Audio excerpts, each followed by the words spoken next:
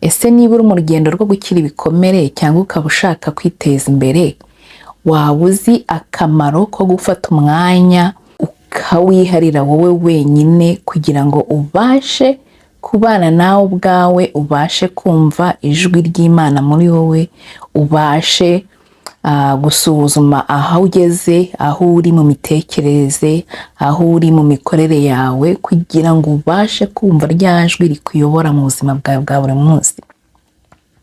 Ni ngombwa ndetse cyane rwose gufata wa mwanya wawe wowe wenyine, wa mwanya wawe wicara ukitekerezaho, wa mwanya ushaka kuwufata wenda uri kujya muri siporo yawe ya buri munsi, cyangwa se uri muri meditation, cyangwa se uri kuganira n'Imana yawe, ukagira wa mwanya ugira ibintu byose bindi byo hanze cyangwa se abantu bandi batageramo.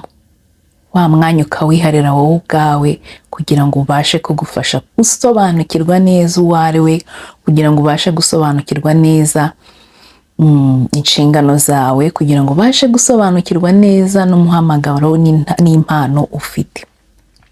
Wa mwanya rero urakenewe. Niba utajya guwiha, utangire ubushake, utangire uwuha agaciro, utangire uwushyire mu buzima bwawe bwa buri munsi kandi ubikore buri munsi. Umunsi ugira amasaha 24, tuba dufite inshingano nyinshi zitarangira.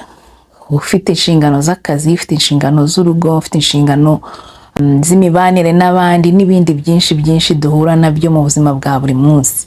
Ariko ni ngombwa ndetse cyane igihe cyo gufata wa mwanya wawe wowe ubwawe, wowe wenyine, nta wundi muntu uwujemo.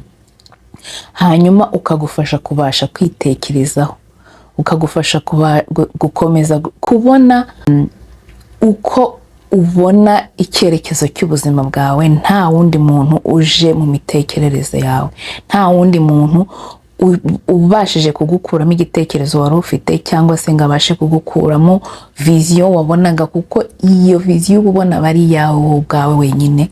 Iyo vision ubona aba ari yawe, ni ya Mana yawe bishaka kukwereka ikigushakaho.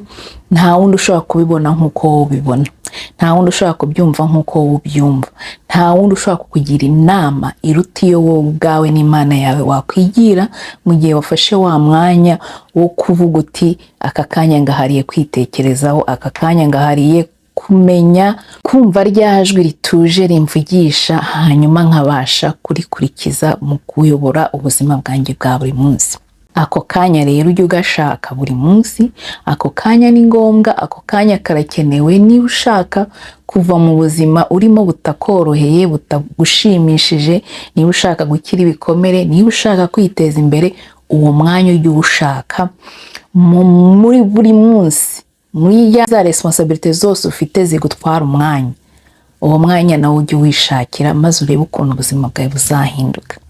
Ngaho rero komera, ukomeze uhatane, ukomeze utere imbere. Imana irakuzi kandi iragukunda, urakabaho. Imana ikurinde.